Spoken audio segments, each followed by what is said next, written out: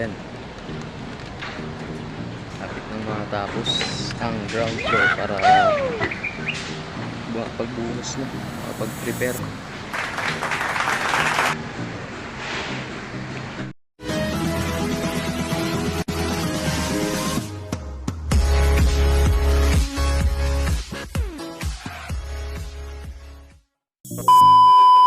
Yun mga bay, update naman tayo sa Buhay Construction. So ayun mga bay, patapos na tayo ngayon sa slab natin dito. So ayun mga bay, umpisahan natin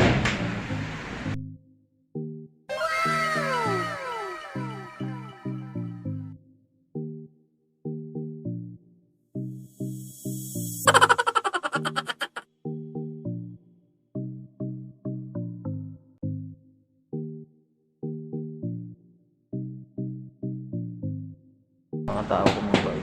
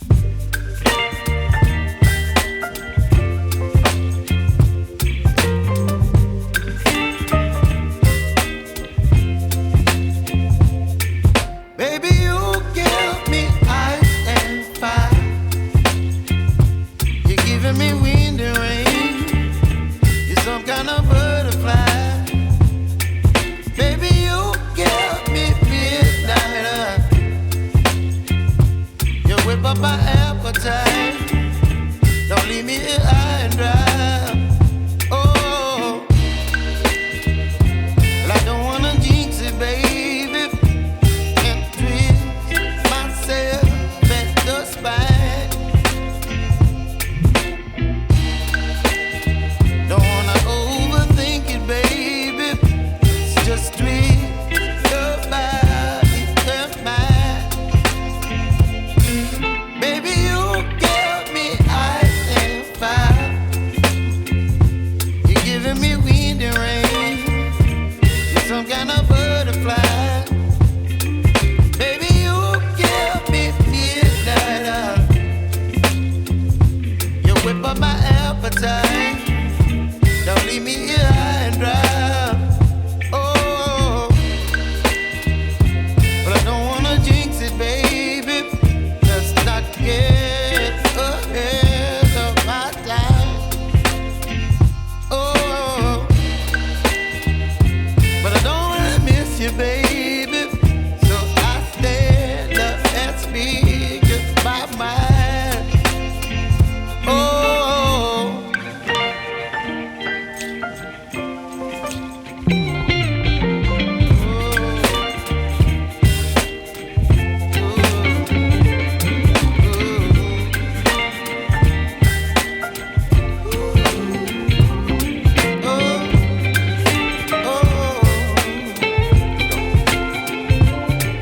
Baby, you give me ice and fire.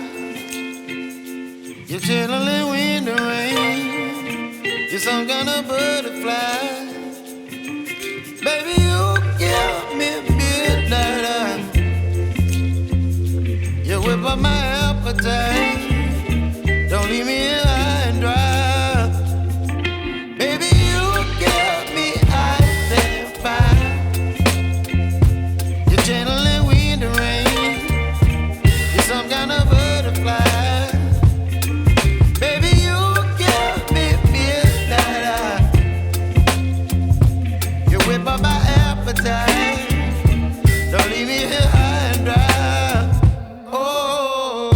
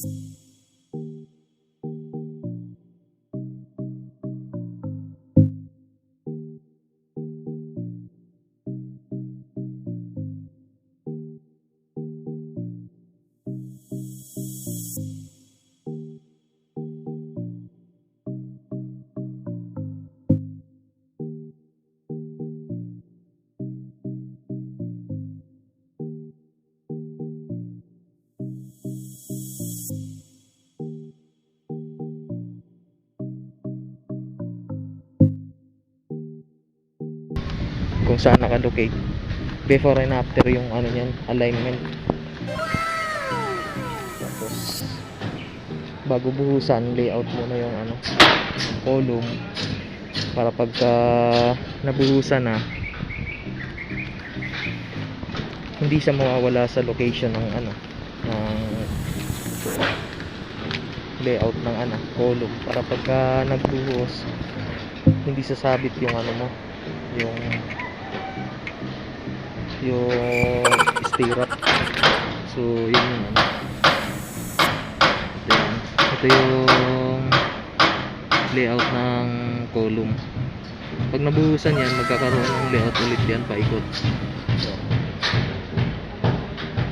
mga layout din.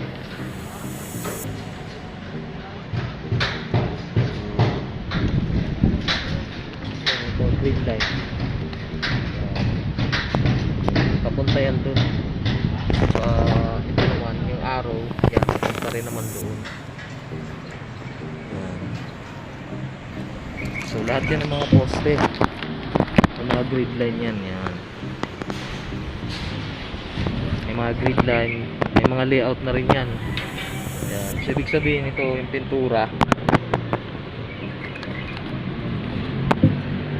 kailangan hindi makapasok yung ano, yung bakal. Kailangan nakadistansya yung bakal dyan para hindi sasabit yung layout mo, para hindi ma-disalign yung poste. So yun lang, yun yung dapat anuhin, i-verify lang lagi, ay ano lang lagi yung mga layout, kagaya na ito yan. So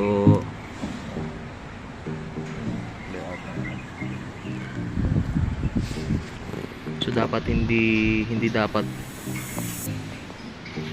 nakapunta dito yung ano, yung vertical, para kasi pag nabuhusan yan, disalign na yan eh. Pag nagbuhos na, pag nag-layout ka, sasabit dito eh yung forma mo, tatama. Yan, laging alaga lang dapat sa layout, before and after yung layout niyan,